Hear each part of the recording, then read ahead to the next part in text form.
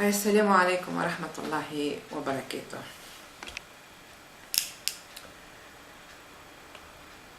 حب نعلق على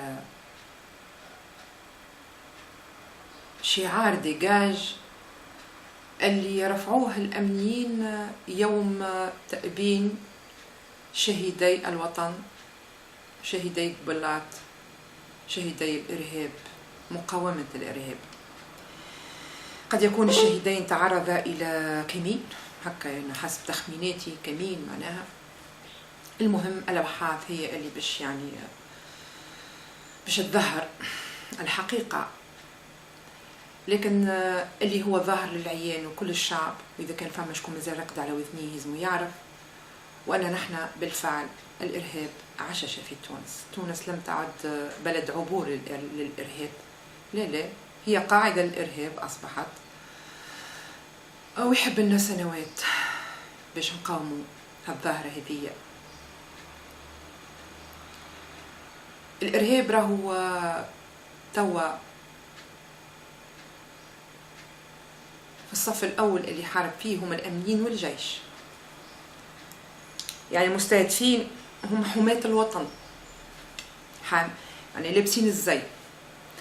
لكن راهو بعد للناس الراقدة اللي مش فايقة واللي راقدة على وذنيها نقولوا لها راهو باش يوصلك، تمتع بحياتك، راهو باش يوصلك. راهو ما تعرفش شكون اللي يتفجر وشكون اللي معناها يتحطم في جرة حثالة إرهابيين مأجورين ضد تونس، ضد الشعب التونسي. يمكن نوليو كيف العراق، تصبح صباح تلقى تفجيرات وشي عادي ولا عندهم. عاد ذوما يحبوا يوصلونا لمرحلة يولي التفجير والقتل والذبح والسحل حاجة عادية، وذي الكل راهو من وراه مخطط، هو تغيير النمط عيش التوانسي. يعني سيين بعد يعملك نمط حياة آخر ويفرض عليك اللي يحبه هو، اللي هما بالطبيعة يستعملوا فيهم الإرهابيين. هذوم الإرهابيين مأجورين راهم، أما فما جهة معينة وراهم عندها هدف، والهدف واضح. يعني تونس ما تبقاش تونس هذية، تونس أخرى على مزاجهم وعلى طريقتهم. الأمنيين عندهم الإحساس الأمني ويعرفوا شفما بالداخل، عندهم من قبل ما يصير هذايا، من قبل جبل شعامبي، من قبل قتل واستشهاد الشهيدين بالعيد والابراهيمي، حضروا قالوا رانا نحن في تونس خطر الإرهابي يهدد فينا. ما سمعهم حد. علي العريف اللي تغاض من كلمة ديجاج قال لي يلعبوا في السبور، هذوما جماعة في الشعب يلعبوا في السبور، يمارسوا في الرياضة. هاي الرياضة شنو؟ الرياضة هي قتل التوانسة، قتل التوانسة.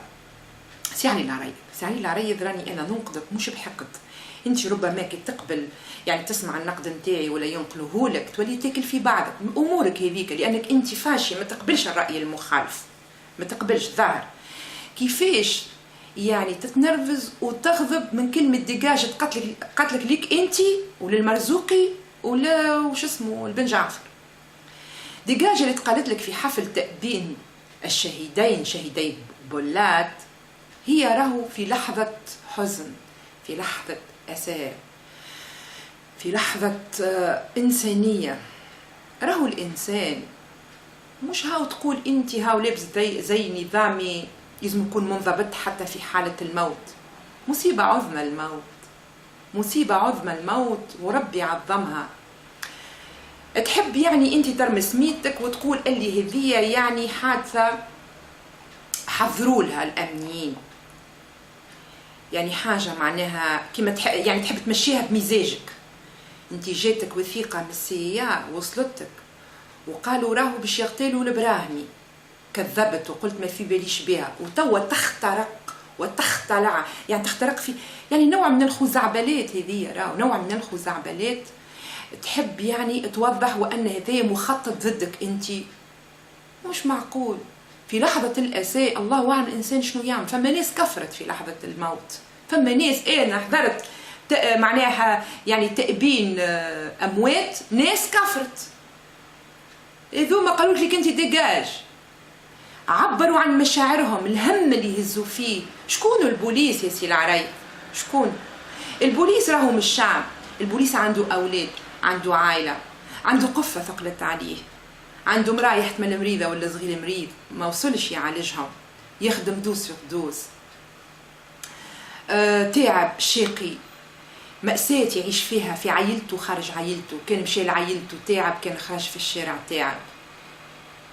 هذه الساعة عرفت هذوما بركة كيفين باش يخليوه يكون إنسان على أعصابه. خليه هو يشوف يعني زملائه اتقتلوا شر قتلى بسبب شكون؟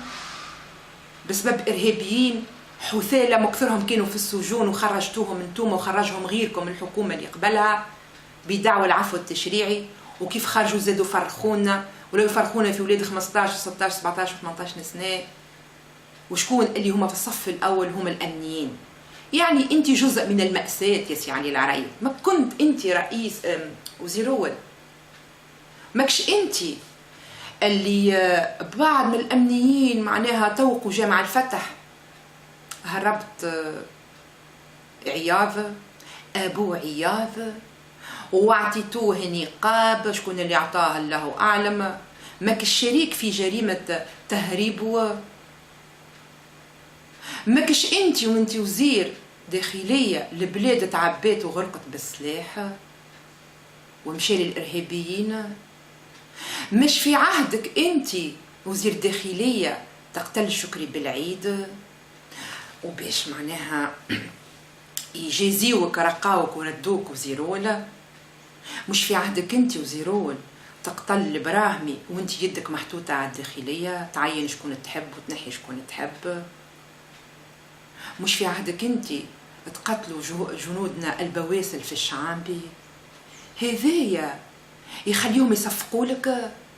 كمل انت مبمبر انت والرئيس المجلس التأسيسي ورئيس الجمهورية في الكليماتيزور وهما الشمس تحرق فيهم ولا حد داري بيهم ولا حد داري بيهم. يعني عسكري كردونة انت يا بابا تمشي تحت معناها عندك شكون يحمي فيك وعائلتك عندها شكون يحمي فيها، الوزراء الكل عندهم شكون يحمي فيهم. واللي هما بين الساقين هو الشعب العادي. وكل بوليس هذاك اللي هو يأمن في التوانسة في الشارع وعلى الحدود. اشعروا بالناس وديجاج هذيك تستحقها. انا مش شعب نقولها لك، راك تستحقها وحقك. راك انت كسمعت ديجاج وكان جيت معناها بالحق سياسي فذ، يعني ذي نقولها لك بالكش تراجع نفسك. كان جيت سياسي فذ تعش تعمل تقول قالوا لي ديجاج الامنيين، عمرها ما صارت. يعني عم هي سجلها التاريخ، عمرها ما صارت. الامنيين يقولوا ديجاج معناها المسؤول في الدولة كبيرة ورئيس حكومة شبيك ورئيس جمهورية. تقول علاش وصلوا هكا؟ علاش هما تناغموا مع الشارع؟ الشارع يقول لكم ديجاج وذوكم المفروض ما يقولوش ديجاج. حتى كان يشعر بالمضض وبالغضب ما يعبرش، لكن جاتهم ربي عطاهم لحظة هذه هي لحظة وفاة وتأبين. وفي الوفاة والتأبين ما نلوموا على حتى حد. قلت لك ناس وصلت كفرت بالله في لحظات كيما هكا. وبالتالي تقول لنفسك انا يظهر لي فيا ما صدقتش اني انا فاشل وكنت نسوق على اني انا ناجح. انا فاشل اذا كان وصل للبوليس اللابس واذا كان وصل للحرس يقول لي ديجاج معناها انا ما نستحقش نحكم تونس. وتبحث عن الاسباب، والاسباب ظاهره هي غير بركه انت ما تحبش تشوفها. يا سي علي العرايب فيق على روحك. انت تحب تتبعهم عدليا، انا نقول لك عدليا تخسرها. علاش؟ لان اللي باش يترافع عليهم المحامي يعرف ايش يقول وبالتالي يخرجوا عدم سماع الدعوه. لان الظروف اللي تقالت فيها ظروف يعني صعبه جدا، ظروف وفاه، مصيبه الموت. وفي مصيبه الموت كانها قوه قاهره على النفس، يعني ضغوطات نفسيه كبيره، مشاعر انسانيه. تشكون ما يشعرش بها المشاعر الانسانيه ويتلذذ بعذاب غيره. لي بسيكوبات يعني العرايب، لي بسيكوبات. وبالتالي ما نحبش نقول معناها انت ربما تكون بسيكوبات، لا، اما حاول راجع نفسك. وكان نلزم باش تعمل كشف طبي نفساني، علاش لا كنا نمشيو نلتجئوا يعني للبسيكياتر، فهمت كيفاش، البسيكولوج باش نفهموا نفسيتنا.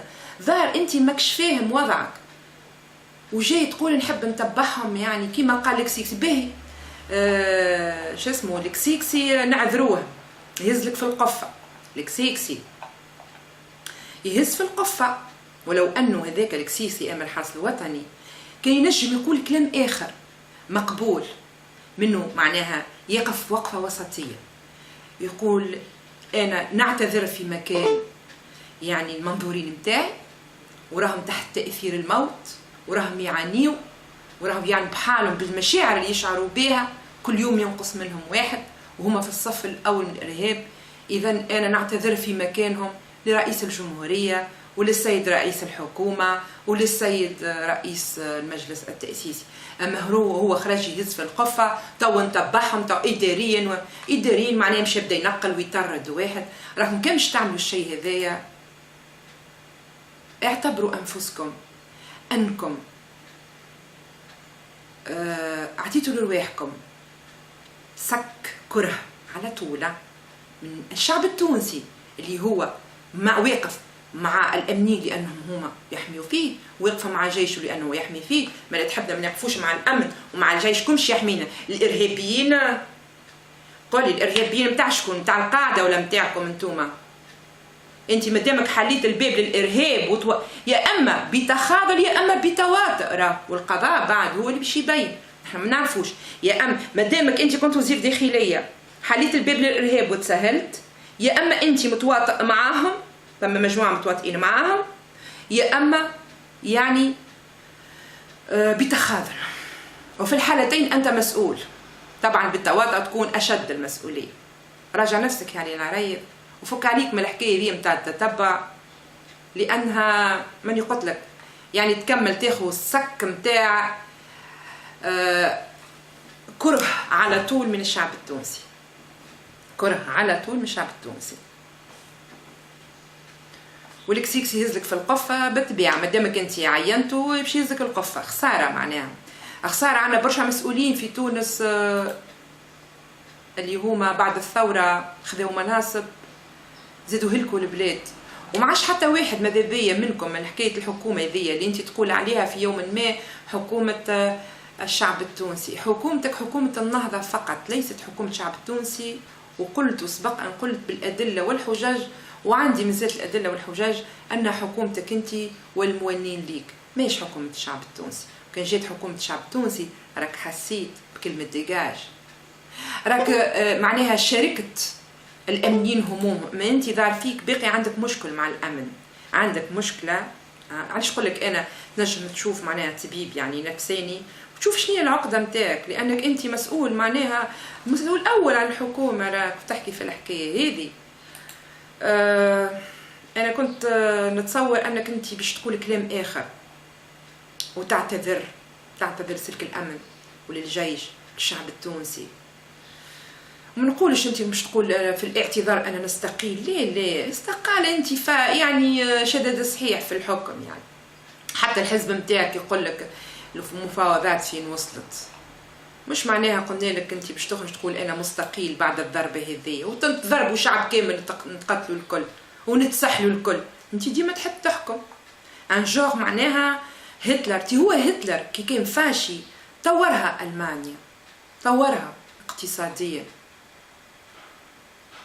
ما نعرفش انت شنو اللي عملته في تونس، معناها تدهور اقتصادي واجتماعي وامني وبقي يعني ماشي شدد ثنية الحيط راك دخلت له سيء. نقدي يعجبك ولا ما يعجبكش حاجه ما تخصنيش.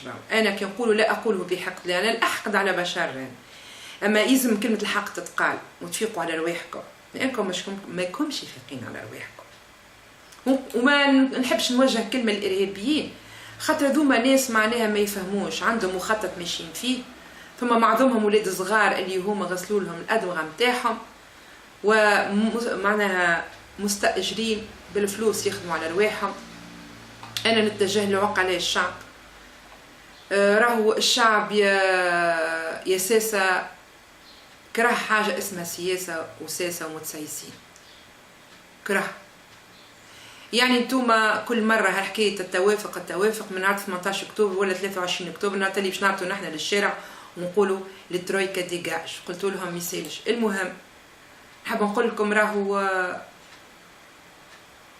الشعب والامن، دونك الامن قالها ديجاج، راهو قالها يعني للساسه الكل، راهو مش معناها كان للعرايض باش تحبوها كان للعرايض والمرزوقي وبن جعفر، قالها للساسه الكل. فد روحهم خرجت، الشعب فد روحه خرجت، ما عاد عندنا ما نقدموا، ما عندنا ما نصبروا، فدينا منكم، فقرتونا، تعبتونا، ألمتونا، أرهقتونا. نعرف الكلام هذايا ماهوش باش يعجبكم، يعجب ولا ما يعجبش، لكن كلمة حق أريد بها حق. السلام عليكم ورحمة الله وبركاته.